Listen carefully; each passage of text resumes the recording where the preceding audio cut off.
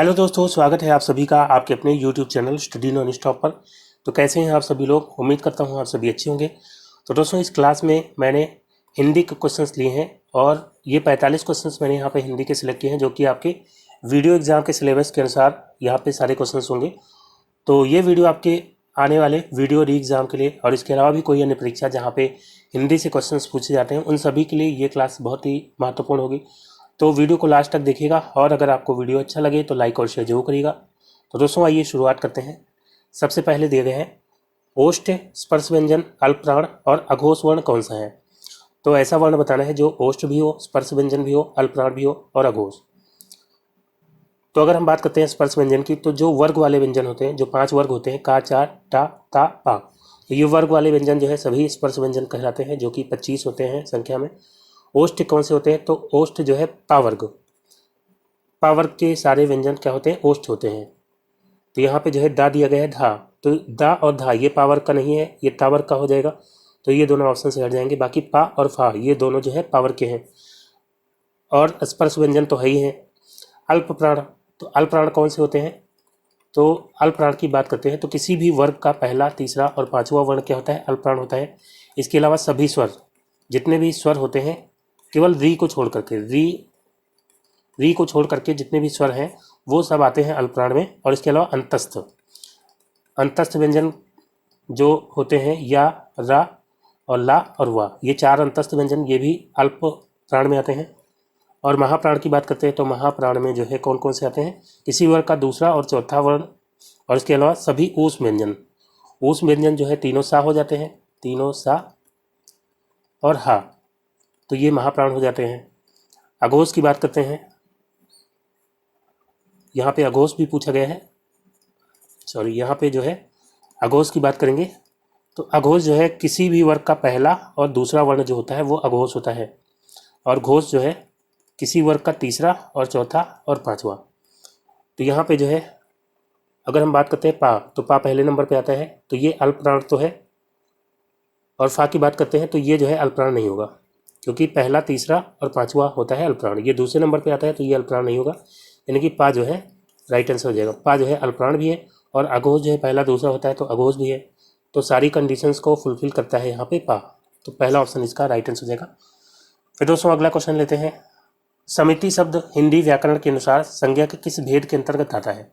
तो समिति ये जो शब्द है ये संज्ञा के किस भेद के अंतर्गत आता है? दिया गया है भाववाचक संज्ञा, व्यक्तिवाचक, समूहवाचक या जातिवाचक। तो अगर हम बात करते हैं समिति, समिति क्या होती है? समिति जो है लोगों का समूह होती है, तो ये हो जाएगी समूहवाचक संज्ञा के अंतर्गत। जहाँ पे समूह का बोध होगा वहाँ पे जो है समूहवाचक संज्ञा हो जाएगी, समिति हो जाता है। या जो है सेना, सेना भी लोगों का यानी सिपाहियों का समूह होता है। सभा और परिवार या जनता या संघ, तो ये सब जो है समूहवाचक संज्ञा के अंतर्गत आ जाएंगे। ठीक है, तो यहाँ पे जो है समूहवाचक इसका राइट आंसर हो जाएगा। फिर दोस्तों अगला क्वेश्चन लेते हैं। नेक्स्ट है, भरत सरीखा भाई मिलना कठिन है, इस वाक्य में सरीखा शब्द है। तो सरीखा शब्द क्या है? क्रमवाचक विशेषण है या आवृत्तिवाचक या अपूर्णांक बोधक या गुणवाचक विशेषण है? तो भरत सरीखा, सरीखा का मतलब सदृश या जैसा, तो भरत सरीखा यहाँ पे क्रमवाचक की बात करते हैं तो क्रमवाचक जो है कौन हो जाता है? क्रमवाचक हो जाता है पहला, दूसरा, तीसरा, पहला या दूसरा, तीसरा, ये सब हो जाएंगे क्रमवाचक में, पहला, दूसरा, तीसरा, चौथा, ये सब। और ये जो है किसके अंतर्गत आते हैं? तो संख्यावाचक में, निश्चित संख्यावाचक के अंतर्गत आएंगे क्रमवाचक। इसी तरह आवृत्तिवाचक भी संख्यावाचक में निश्चित संख्यावाचक के अंतर्गत आएगा। और आवृत्तिवाचक में जैसे दोनों, तीनों, ये सब आ जाते हैं, दोनों, तीनों, तीनों या चारों, इस तरह के जो है आ जाते हैं आवृत्तिवाचक में। अपूर्णांक बोधक में जो है, अपूर्णांक बोधक में आपका आधा आ जाएगा, आधा या डेढ़ या सवा या ढाई, ये सब आ जाते हैं। तो सरीखा जो है आ जाएगा गुणवाचक में। ठीक है, गुणवाचक विशेषण के अंतर्गत आ जाएगा। गुणवाचक विशेषण जो किसी संज्ञा के गुण या दोष आदि का या अवस्था आदि का बोध कराते हैं तो वो आते हैं गुणवाचक में। ठीक है, तो यहाँ पे गुणवाचक इसका राइट आंसर हो जाएगा। फिर दोस्तों नेक्स्ट क्वेश्चन है, दिया गया है चारुचंद्र रचना के लेखक कौन है? चारुचंद्र रचना के लेखक कौन है? यहाँ पे महादेवी वर्मा, हजारी प्रसाद द्विवेदी या रामचंद्र शुक्ल या जगदीश गुप्त। तो चारुचंद्र रचना, ये जो चारुचंद्र है इसके लेखक हैं हजारी प्रसाद द्विवेदी। हजारी प्रसाद द्विवेदी जो है इसके लेखक हो जाते हैं। और इसके अलावा अगर हम बात करते हैं हजारी प्रसाद द्विवेदी की रचनाओं की, तो इनकी जो है रचना याद रखेंगे, कल्पलता और अशोक फूल, और इसके अलावा विचार और वितर्क और सूर साहित्य और कबीर, ये जो है इनकी कुछ प्रमुख रचनाएं हो जाती हैं। तो यहाँ पे बी ऑप्शन इसका राइट आंसर हो जाएगा, हजारी प्रसाद द्विवेदी। फिर नेक्स्ट है, दिया गया है मेजपोश में समास है। मेजपोश में कौन सा समास है? कर्मधारय या बहुव्रीहि या द्वंद्व या तत्पुरुष। मेजपोश, इसका समास विग्रह करेंगे तो क्या होगा? मेज के लिए पोष यानी कपड़ा, मेज के लिए पोष। तो जहाँ पे किसी कारक की विभक्ति आ जाएगी समास विग्रह करने पर, वहाँ पे कौन सा समास होता है? तत्पुरुष समास। तो यहाँ पे तत्पुरुष इसका राइट आंसर हो जाएगा। और कौन सा तत्पुरुष होगा? तो जिस कारक की विभक्ति आई है वही तत्पुरुष हो जाएगा। के लिए ये जो है संप्रदान कारक की विभक्ति होती है, तो संप्रदान तत्पुरुष यहाँ पे इसका राइट आंसर हो जाएगा। फिर दोस्तों अगला क्वेश्चन लेते हैं। नेक्स्ट है, यह है उत्साह शब्द का विलोम शब्द कौन सा है? उत्साह मतलब क्या होता है? उत्साह मतलब खुशी, और इसका जो है विलोम क्या हो जाएगा? विषाद मतलब दुख। निषाद मतलब क्या होता है? जो नाव खेता है, केवट जिसको कहते हैं उसको बोलते हैं निषाद, तो ये नहीं होगा। वक्र मतलब क्या होता है? टेढ़ा, और इसका विलोम क्या होगा? इसका विलोम हो जाता है ऋजु मतलब सीधा। प्रकाश का अंधकार हो जाता है, तो यहाँ पे उत्साह का विषाद हो जाएगा, ऑप्शन ए जो है विषाद इसका राइट आंसर हो जाएगा।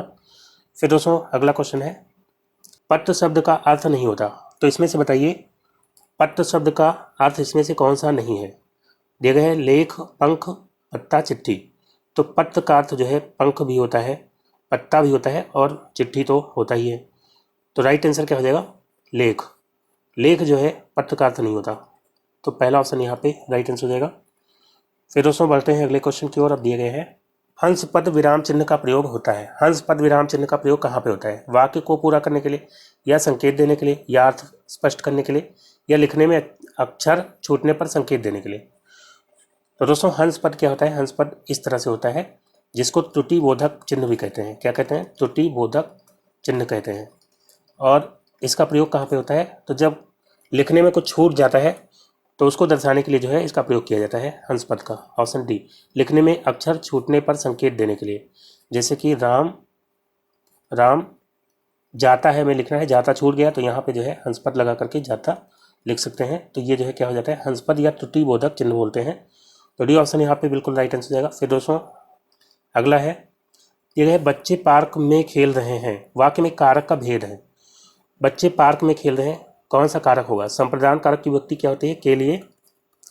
के लिए या कभी कभी को, और को आता है अगर देने के संबंध में, तब जो है संप्रदान कारक होता है वहाँ पे। जैसे कोई चीज़ दी जाए लेकिन वापस ना लिया जाए, देने के लिए अगर को आता है और वापस ना लिया जाए, वो वहाँ पे जो है संप्रदान कारक होता है।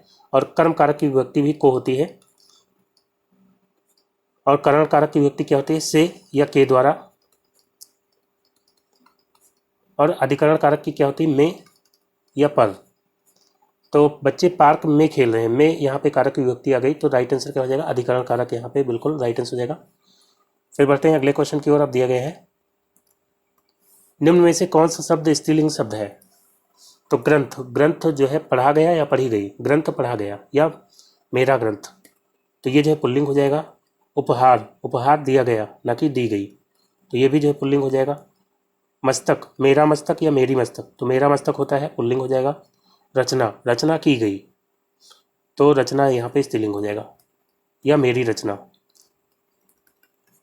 तो रचना यहाँ पे स्त्रीलिंग हो जाएगा। फिर दोस्तों अगला क्वेश्चन लेते हैं। अब दिए गए हैं,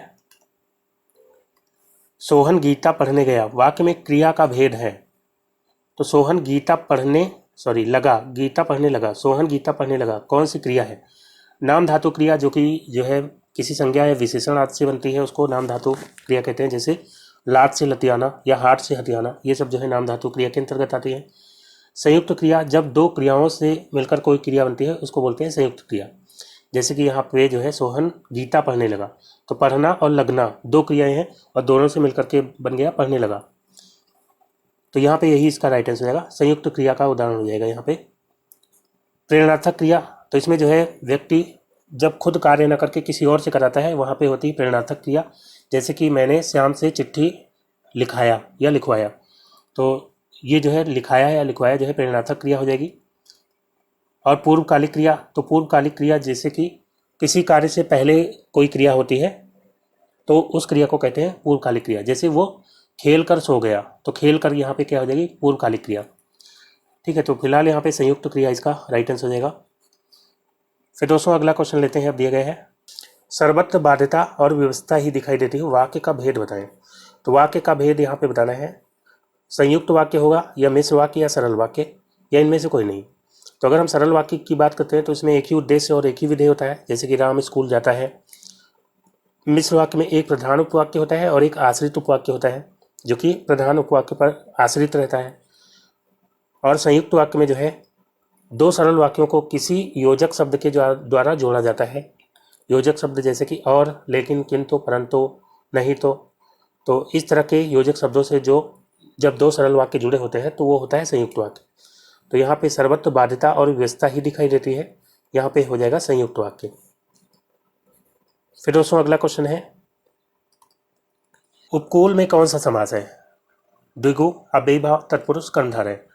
तो उपकूल में बताना है कौन सा समास होगा। उपकूल, यहाँ पे उप जो है उपसर्ग है, तो जहाँ पे भी पहला पद उपसर्ग होगा वहाँ पे अव्ययीभाव समास होता है, अव्ययीभाव समास हो जाएगा। तो इसमें उप हो सकता है या आ हो सकता है, जैसे कि आजन्म, यथा, या बा, या जो है बा ये वाला, बे, या प्रति। तो ये सब जो उपसर्ग होते हैं ये सब आएंगे अगर किसी सामासिक पद से पहले, तो वहाँ पे कौन सा समास हो जाएगा, अव्ययीभाव समास।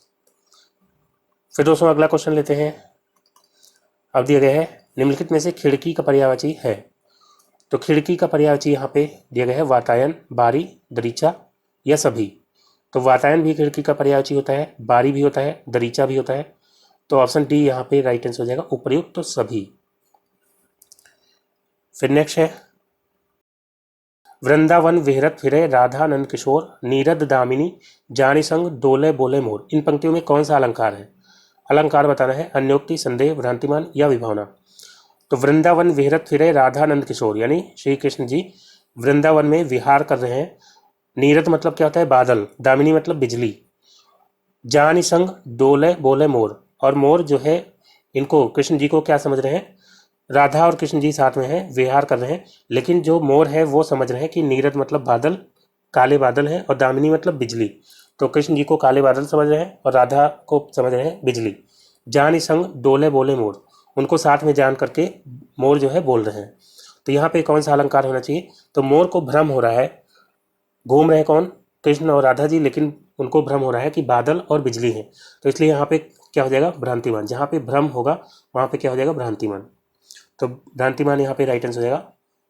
फिर दोस्तों अगला क्वेश्चन है, यशोदा शब्द में कौन सी संधि है। संधि बताना है कौन सी संधि होगी, दीर्घ संधि, गुण संधि, व्यंजन संधि या कोई नहीं। तो यशोदा का अगर हम संधि विच्छेद करते हैं तो क्या होता है, यसा, यसा धन दा, यसा धन दा हो जाता है यशोदा। तो यहाँ पे जो है विसर्ग आ गया, तो यहाँ पे विसर्ग संधि हो जाएगी, विसर्ग संधि। और कौन सा रूल लग रहा है, तो दोस्तों अगर विसर्ग के पहले छोटा आ हो और विसर्ग के बाद भी छोटा आ हो, या किसी भी वर्ग का तीसरा, चौथा या पांचवा वर्ण हो, या इसके अलावा जो है अंतस्थ व्यंजन हो, या अलावा में से कोई भी हो, या हा हो, तो विसर्ग जो है चेंज हो जाता है किसमें, ओ में। जैसे कि यसा धंधा, विसर्ग के पहले क्या है, सा में छोटा आ है, और विसर्ग के बाद क्या है, दा, तो ता था दा, तीसरा वर्ण आ गया, तो इसलिए यहाँ पे बन जाता है यशोदा। विसर्ग बन जाएगा, ओ में परिवर्तित हो जाएगा, तो यशो हो जाएगा और दा। इसी तरह से जैसे तपा धन बल, तो विसर्ग के पहले क्या है, आ है यहाँ पे, और इधर जो है पापा बा, तीसरा वर्ण है, तो यहाँ भी तपोबल हो जाएगा, तपोबल। इसी तरह पुरा धन हित, तो विसर्ग के पहले छोटा आ है और विसर्ग के बाद क्या है, हा, तो यहाँ भी पुरोहित हो जाएगा, पुरोहित। तो राइट आंसर क्या होगा, यहाँ पे विसर्ग संधि होना चाहिए। तो विसर्ग संधि यहाँ पे दिया गया नहीं, दीर्घ गुण व्यंजन, यानी कि इनमें से कोई नहीं, इनमें से कोई नहीं इसका राइट आंसर हो जाएगा। फिर दोस्तों अगला है, सजा प्राप्त किस भाषा का शब्द है, अरबी, संकर, पुर्तगाली या फारसी। तो सजा, सजा जो है ये फारसी भाषा का शब्द हो जाता है, और प्राप्त जो है ये हिंदी भाषा का। तो यहाँ पे जो है सजा प्राप्त, अगर दो भाषाओं से कोई शब्द बनता है, दो अलग अलग भाषाओं से, तो वो शब्द हो जाता है संकर भाषा का शब्द। ऑप्शन बी यहाँ पे राइट आंसर हो जाएगा, संकर। ठीक है, फिर दोस्तों अगला क्वेश्चन है, प्रकाश और परछाई के रचनाकार कौन है। तो प्रकाश और परछाई के रचनाकार कौन है, जगदीश चंद्र माथुर, अज्ञेय, विष्णु प्रभाकर या जयनयन कुमार। तो प्रकाश और परछाई, इसके रचनाकार है विष्णु प्रभाकर। सी ऑप्शन यहाँ पे राइट आंसर होगा। फिर अगला क्वेश्चन है, सीता सो रही थी वाक्य में काल है, काल बताना है कौन सा होगा, पूर्ण भूतकाल, सामान्य भूतकाल, अपूर्ण भूतकाल, संदिग्ध। तो भूतकाल के कितने भेद होते हैं, 6। यहाँ पे दिया गया है पूर्ण भूतकाल। पूर्ण भूतकाल में क्या होता है, इसमें भूतकाल में कोई काम पूरा हो चुका होता है, जैसे कि राम स्कूल गया था या राम ने खाना खा लिया था। तो ये जो है इस तरह के वाक्य आ जाते हैं पूर्ण भूतकाल में। सामान्य भूतकाल में इसमें जो है लास्ट में ता, था, ती, थी आते हैं, या पढ़ा लिखा, आया गया, जहाँ पे भूतकाल में कोई सामान्य घटना घटी होने की बात होती है, जैसे कि राम स्कूल जाता था या राम ने अपना होमवर्क पूरा कर लिया। इस तरह के जो वाक्य होते हैं वो होता है सामान्य भूतकाल में। अपूर्ण भूतकाल, तो इसमें भूतकाल में कोई काम चल रहा था लेकिन अभी पूरा नहीं हुआ था, जैसे सीता सो रही थी, अभी सो ही रही थी, अभी सोने का काम उसका खत्म नहीं हुआ था। तो इस तरह के वाक्य जिसमें रहा था, रही थी आएंगे लास्ट में, वो आ जाएंगे अपूर्ण भूतकाल में। संदिग्ध भूतकाल में, तो भूतकाल में किसी काम के होने का संदेह जहाँ पे लगेगा वहाँ पे होगा संदिग्ध भूतकाल, जैसे कि राम ने खाना खाया होगा या राम ने खाना खा लिया होगा। तो यहाँ पे संदेह है कि खाया होगा कि नहीं, 100% यहाँ पे श्योरिटी नहीं है, इसलिए इस तरह के वाक्यों में संदिग्ध भूतकाल हो जाता है। और फिर जो है इसके अलावा बचता है आसन्न भूत। आसन्न भूतकाल में क्या होता है, इसमें जो है काम के अभी अभी पूरे होने का भूतकाल में बोध होता है, वहाँ पे होता है आसन्न भूत। जैसे कि राम ने खाना खा लिया है, तो यहाँ पे लग रहा है कि काम तो हो गया है लेकिन अभी अभी हुआ है, तो वहाँ पे हो जाता है आसन्न भूतकाल। और एक बचता है लास्ट में हेतु हेतु मद, हेतु हेतु मद भूत। तो इसमें जो है इस तरह के वाक्य आते हैं, जैसे कि अगर तुमने पढ़ा होता तो पास हो जाते। तो इसमें जो है इस तरह के वाक्य आएंगे जिसमें कोई काम होना था लेकिन हो नहीं पाया, जैसे कि अगर तुमने पढ़ा होता तो पास हो जाते, तो पढ़ना था लेकिन पढ़े नहीं, तो इसलिए जो है काम बना नहीं, पास नहीं हुए। तो इस तरह के वाक्य होंगे जहाँ पे उसको रखेंगे हेतु हेतु मद भूत में। तो फिलहाल यहाँ पे अपूर्ण भूतकाल इसका राइट आंसर होगा। फिर दोस्तों अगला क्वेश्चन है, दिए गए है प्राणदा के लिए अनेक शब्द है। तो प्राणदा का यहाँ पे बताना है क्या अर्थ हो जाएगा। जीवन चाहने वाली राह नहीं होगा, प्राण रहने का अभ्यास ये भी नहीं होगा। प्राणदा का अर्थ होता है जीवन देने वाली दवा। ऑप्शन सी यहाँ पे बिल्कुल राइट हो जाएगा। फिर दोस्तों बढ़ते हैं अगले क्वेश्चन की ओर। दिया गया है सही शब्द पहचानिए। सही शब्द, सही वर्तनी वाला शब्द बताना है। षड्यंत्र दिया गया है, षड्यंत्र कौन सा सही है, षड्यंत्र तो ये गलत है, ये वाला सा नहीं होता है। और षड्यंत्र, तो षड्यंत्र जो है इस तरह से लिखा जाता है, डा जो है आधा होता है, डा के नीचे हलंत। ठीक है, तो यहाँ पे ये वाला सही हो जाएगा। यहाँ पे या तो इस तरह से लिखा जा सकता है या फिर जो है डा के नीचे हलंत लगा करके। तो ऑप्शन सी यहाँ पे राइट आंसर हो जाएगा। फिर दोस्तों अगला क्वेश्चन है, विष्टा का तद्भव शब्द है। विष्टा का तद्भव आपको बताना है। विष्टा जो है तत्सम है, इसका तद्भव क्या होगा। दिया गया है खीर, तो खीर, खीर जो है तद्भव किसका, खीर है क्षीर का। और भीख जो है भिक्षा का। और बीट, बीट इसका राइट आंसर हो जाएगा। विष्टा का होता है बीट, और भीत, तो भीत होता है भित्ति का। तो यहाँ पे सी ऑप्शन इसका राइट आंसर हो जाएगा। फिर दोस्तों बढ़ते हैं अगले क्वेश्चन की ओर। वाक्य रसात्मकम काव्यम किस आचार्य का कथन है। तो वाक्य ये जो दिया गया है रसात्मकम काव्यम, ये आचार्य रामचंद्र शुक्ल का है या विश्वनाथ का या भरतमुनि या दंडी। तो दोस्तों रसात्मकम काव्यम, रसात्मकम काव्यम, ये जो वाक्य है ये है आचार्य विश्वनाथ जी का। ऑप्शन बी यहाँ पे राइट आंसर है आचार्य विश्वनाथ।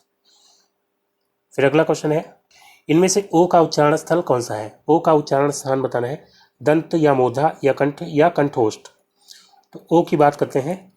ओ जो है आ और ऊ से मिलकर के बना होता है।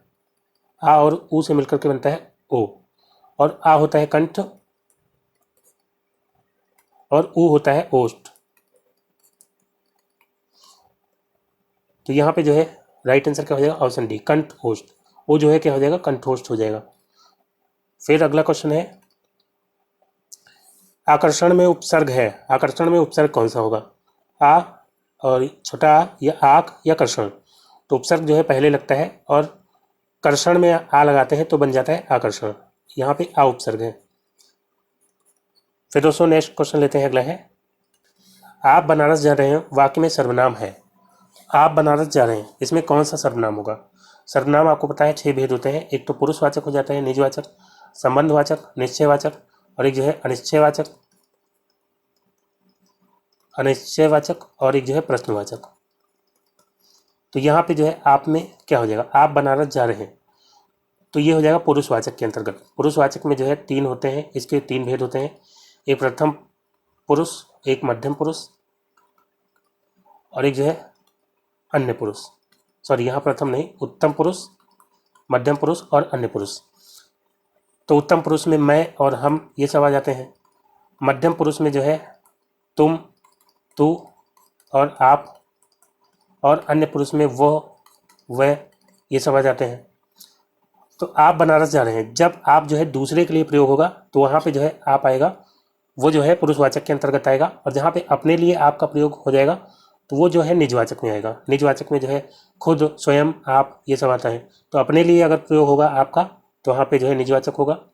जैसे कि मैं आप खाना खा लूँगा या मैं अपने आप खाना खा लूँगा, तो वहाँ पे वो आप होगा निजवाचक के अंतर्गत। लेकिन यहाँ पे आप बनारस जा रहे हैं, दूसरे के लिए आपका प्रयोग होगा तो वो पुरुषवाचक में आ जाएगा। तो यहाँ पे जो है ऑप्शन ए राइट आंसर हो जाएगा। फिर दोस्तों अगला क्वेश्चन है,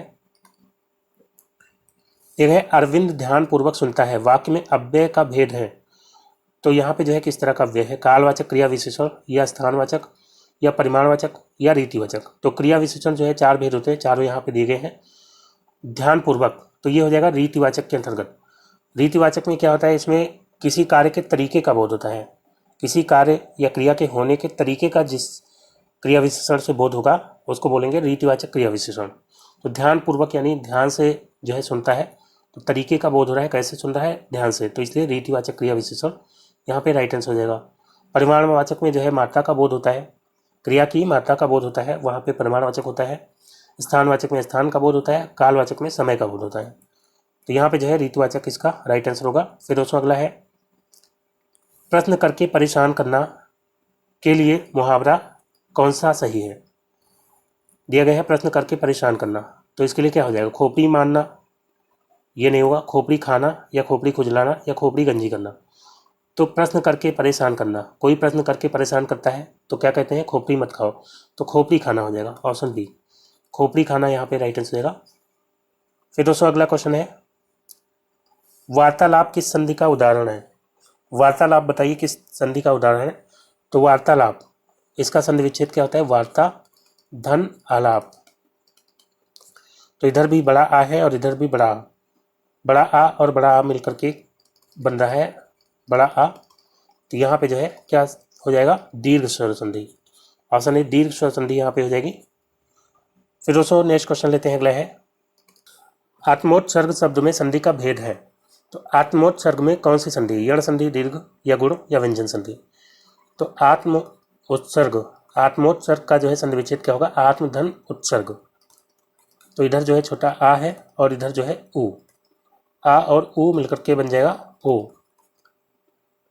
तो यहाँ पे जो है कौन सी संधि होगी, गुण संधि। गुण संधि में क्या होता है, गुण संधि में इधर जो है छोटा आ या बड़ा आ हो, इसका मेल अगर होता है छोटी ई या बड़ी ई से तो बनता है ए,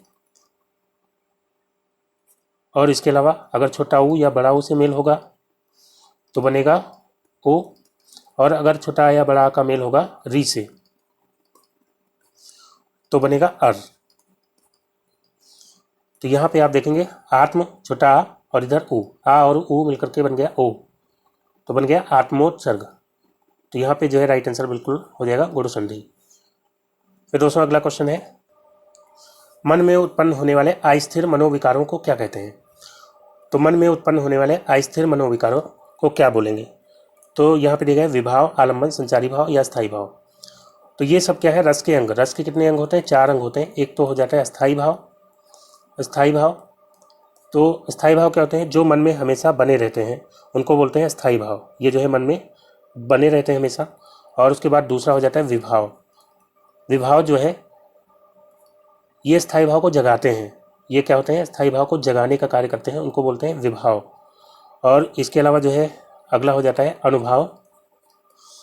अनुभाव क्या होते हैं? तो ये जो है स्थायी भाव के बाद, अस्थायी भाव के जागृत होने के बाद जो शारीरिक चेष्टाएं होती हैं उनको बोलते हैं अनुभाव।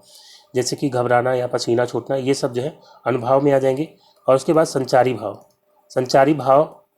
संचारी भाव ये जो है ये थोड़े समय के लिए मन में जो भाव आते हैं उनको बोलते हैं संचारी भाव। ठीक है, और इनकी संख्या पूछ ली जाती है तो इनकी संख्या टोटल है 33। तो मन में उत्पन्न होने वाले अस्थिर, अस्थिर मतलब जो आते हैं और चले जाते हैं, यानी थोड़े समय के लिए आते हैं, तो उनको बोलते हैं संचारी भाव। ठीक है, तो संचारी भाव इसका राइट आंसर रहेगा। अस्थायी भाव जो है हमेशा बने रहते हैं वो, लेकिन जागृत अवस्था में नहीं होते हैं। विभाव उनको जगाते हैं, और विभाव उनको जगाते हैं। तो अनुभाव क्या होता है? जब अस्थायी भाव जाग जाते हैं उसके बाद जो चेष्टाएं होती हैं उनको अनुभाव कहते हैं। और संचारी भाव तो वह भाव जो थोड़े समय के लिए आते हैं फिर चले जाते हैं, उनको बोलते हैं संचारी भाव। फिर दोस्तों अगला क्वेश्चन है, सभी स्वर होते हैं। सभी स्वर क्या होते हैं? दीर्घ होते हैं। तो स्वर जो है दीर्घ भी होते हैं, हर्ष भी होते हैं, प्लुत भी होते हैं। तो सारे स्वर दीर्घ नहीं होते, ना ही सारे स्वर अघोष होते हैं, महाप्राण भी नहीं होते हैं, अल्प प्राण होते हैं। सारे स्वर जो है, लेकिन री को छोड़ करके, री जो है अपवाद में आ जाता है, तो री को छोड़ करके सारे स्वर जो होते हैं अल्प प्राण होते हैं। तो यहाँ पे जो है अल्प प्राण इसका राइट आंसर हो जाएगा। फिर दोस्तों अगला क्वेश्चन लेते हैं, अब दिए गए हैं, किस वाक्य में कोई विदेशी शब्द नहीं है? इसमें बताइए किस वाक्य में कोई विदेशी शब्द का इस्तेमाल नहीं हुआ है। दिया गया है, घंटा बजा तब मैं स्कूल पहुंच चुका था। तो स्कूल ये जो है अंग्रेजी भाषा का शब्द है, तो ये नहीं होगा। मेरी बस यात्रा बहुत सुविधाजनक रही। तो बस, यहाँ पे बस भी अंग्रेजी भाषा का शब्द है। दिया गया है, कक्षाध्यापक संस्कृत पढ़ा रहे थे। तो इसमें जो है कोई विदेशी भाषा का शब्द नहीं, तो यही इसका राइट आंसर होगा। बाकी उसे रेलवे स्टेशन, तो रेलवे स्टेशन जो है यहाँ पे अंग्रेजी भाषा का शब्द हो जाता है। तो सी ऑप्शन यहाँ पे राइट आंसर होगा। फिर दोस्तों नेक्स्ट क्वेश्चन लेते हैं, अगला है, दादी ने ढेर सारे खिलौने खरीदे। इस वाक्य में प्रयुक्त तो विशेषण है। तो ढेर सारे, दादी ने ढेर सारे खिलौने खरीदे, गुणवाचक है या अनिश्चित संख्यावाचक, या निश्चित संख्यावाचक या अनिश्चित संख्यावाचक? तो गुणवाचक तो यहाँ पे नहीं होगा। यहाँ पे ढेर सारे खिलौने खरीदे, खिलौनों को हम गिन सकते हैं, तो ये संख्यावाचक है। तो यहाँ पे जो है संख्या पता तो चल नहीं रही है, कितने खरीदे, ढेर सारे, तो यहाँ पे हो जाएगा अनिश्चित संख्यावाचक, ऑप्शन डी, अनिश्चित संख्यावाचक यहाँ पे हो जाएगा। फिर दोस्तों अगला क्वेश्चन लेते हैं, अब दिया गया है, अफसोस मैं नहीं जा सका, रेखांकित शब्द के अव्यय का प्रकार बताइए। तो ये जो है रेखांकित है अफसोस, तो इसको बताना है ये किस प्रकार का अव्यय है, शोक सूचक अव्यय या आश्चर्य सूचक या हर्ष सूचक या संबोधन सूचक? तो अफसोस ये जो है शोक प्रकट करने के लिए इसका प्रयोग होता है, तो शोक सूचक अव्यय हो जाएगा, ऑप्शन ए। फिर दोस्तों नेक्स्ट क्वेश्चन है, दिए गए हैं, परसर्ग संबंधी अशुद्धि किस वाक्य में है? परसर्ग जिसको कारक भी बोलते हैं, तो परसर्ग संबंधी अशुद्धि किस वाक्य में है? दिया गया है, मैं पेन से लिखता हूँ। तो यहाँ पे जो है कोई अशुद्धि नहीं है। पुलिस डंडे से मारती है, यह भी सही है। वो छत में बैठता है, तो वो छत में बैठता है, यहाँ पे छत पर होना चाहिए था। तो यहाँ पे जो में कारक की विभक्ति दी गई है ये गलत है, पर होना चाहिए था। तो यहाँ पे सी ऑप्शन इसका राइट आंसर है। बाकी बैंक से रुपए लाओ, तो ये बिल्कुल सही है। ठीक है, तो सी ऑप्शन यहाँ पे राइट आंसर हो जाएगा। फिर उसमें अगला क्वेश्चन है, शब्द के जिस रूप से यह ज्ञात हो कि वो शब्द डैश का है या स्त्री जाति का, उसे डैश कहते हैं। तो यहाँ पे क्या होगा, मानव जाति, जाति। शब्द के जिस रूप से यह ज्ञात हो कि वो शब्द मानव जाति का है या स्त्री जाति का, तो ये यहाँ पे नहीं होगा। पुरुष, अन्य पुरुष भी नहीं होगा, संज्ञा सर्वनाम भी नहीं होगा। यहाँ पे जो है होना चाहिए ऑप्शन डी, शब्द के जिस रूप से यह ज्ञात हो कि वो शब्द पुरुष जाति का है या स्त्री जाति का, उसे क्या कहते हैं, लिंग कहते हैं। पुरुष जाति यहाँ पे भरा जाएगा, तो यहाँ पे डी ऑप्शन इसका बिल्कुल राइट आंसर हो जाएगा। फिर दोस्तों बढ़ते हैं अगले क्वेश्चन की ओर, वोदका किस भाषा का शब्द है? तो वोदका बताइए किस भाषा का शब्द है, फ्रेंच या पुर्तगाली या रूसी या अंग्रेजी? तो वोदका ये जो है रूसी भाषा का शब्द है, ऑप्शन सी यहाँ पे राइट आंसर है रूसी। और इसके अलावा रूसी भाषा के शब्दों में याद रखेंगे स्पुतनिक, स्पुतनिक, और इसके अलावा जार और रूबल, ये सब जो है हो जाते हैं रूसी भाषा के शब्द। फिर दोस्तों अगला क्वेश्चन है, किस शब्द में आ उपसर्ग नहीं है? दिया गया आजन्म, तो जन्म में आ लगाया गया तो बन गया आजन्म, गमन में आ लगाया तो बन गया आगमन, कर्षक में आ लगा तो बन गया आकर्षक। तो यहाँ पे डी ऑप्शन राइट आंसर हो जाएगा। यहाँ पे आदर शब्द है उसमें रीय लगाया गया है, तो आदर रीय हो गया। ठीक है, तो यहाँ पे जो है आ उपसर्ग नहीं है, ऑप्शन डी इसका राइट आंसर होगा। फिर दोस्तों अगला क्वेश्चन है, लक्ष्य शब्द के दो अर्थ क्या हैं? तो लक्ष्य का मतलब गति या चाल तो होता नहीं, लक्ष्य मतलब उद्देश्य होता है और निशाना भी होता है, तो यही जो है इसका राइट आंसर रहेगा। फिर दोस्तों अगला क्वेश्चन है, यह है 99 के फेर में पड़ना मुहावरे का अर्थ है।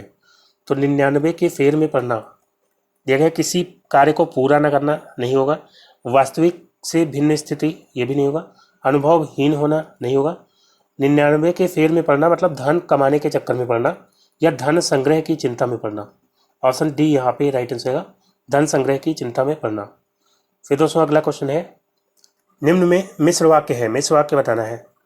देखा है रवि अपने घर जाता है, तो ये तो सरल वाक्य हो जाएगा क्योंकि यहाँ पे एक ही उद्देश्य और एक ही विधेय है। फिर देखा है उसके जाने के बाद वर्षा होने लगी, उसके जाने के बाद वर्षा होने लगी, यहाँ भी सरल वाक्य हो जाएगा। वो घर से निकला और वर्षा होने लगी, तो यहाँ पे और योजक शब्द आ गया, वो घर से निकला और वर्षा होने लगी, तो ये संयुक्त वाक्य हो जाएगा। जो ही वो घर से निकला वर्षा होने लगी, तो ये जो है मिश्र वाक्य हो जाएगा क्योंकि इसमें जो है एक प्रधान उपवाक्य है और एक आश्रित। जो ही वो घर से निकला, अब इसमें आपको लग रहा है कि आगे और कुछ बोलना बाकी है। ठीक है, तो यहाँ पे जो है एक आश्रित और एक प्रधान उपवाक्य है, इसलिए यहाँ पे क्या हो जाएगा मिश्रित वाक्य। तो यही जो है इसका राइट आंसर है डी ऑप्शन। फिर अगला क्वेश्चन है, ये है सर्प में कौन सा प्रत्यय है? सर्प में प्रत्यय आपको बताना है कौन सा होगा। तो सर्प जो है ये सर्प और आ से मिलकर के बना होता है, सर्प में आ प्रत्यय लगाते हैं तो बन जाता है सर्प। तो यहाँ पे जो है राइट आंसर क्या हो जाएगा, इसमें आ प्रत्यय है। फिर दोस्तों अगला क्वेश्चन है, दिया गया है कौरवी बोली को कहते हैं, कौरवी बोली को क्या कहते हैं? मारवाड़ी, तो मारवाड़ी जो है ये राजस्थानी भाषा के अंतर्गत आती है, राजस्थानी हिंदी के अंतर्गत आती है। और खड़ी बोली, तो कौरवी कहते हैं खड़ी बोली को, यही जो है इसका राइट आंसर होगा। खड़ी बोली जो कि पश्चिमी हिंदी के अंतर्गत आती है, पश्चिमी हिंदी के अंतर्गत आती है। अवधी, छत्तीसगढ़ी और बघेली ये तीनों आते हैं किसमें? पूर्वी हिंदी के अंतर्गत। तो फिलहाल यहाँ पे खड़ी बोली इसका राइट आंसर हो जाएगा। फिर दोस्तों अगला और ये जो है आखिरी क्वेश्चन हो जाएगा, दिए गए हैं उकार बहुला बोली मानी जाती है। उकार बहुला यानी कि ऐसी बोली जिसमें ऊ जो है बहुत ज़्यादा आता है, ऊ का प्रयोग ज़्यादा होता है, तो उकार बहुला बोली कौन सी मानी जाती है? अवधी, भोजपुरी, बघेली या छत्तीसगढ़ी। तो छत्तीसगढ़ी बोली जो है ये उकार बहुला होती है, ऑप्शन डी यहाँ पे राइट आंसर देगा। तो दोस्तों आज का वीडियो यहीं पे समाप्त करता हूँ। उम्मीद करता हूँ वीडियो आपको अच्छा लगा होगा। अगर वीडियो आपको अच्छा लगा हो तो लाइक और शेयर जरूर करिएगा, और जो दोस्त नए हैं चैनल पर वो चैनल को सब्सक्राइब करके नोटिफिकेशन बिल को ऑन कर लेंगे ताकि अगला वीडियो अपलोड होते ही उसका नोटिफिकेशन आपको सबसे पहले मिल जाए। तो मिलते हैं अगले वीडियो में, तब तक के लिए goodbye and take care.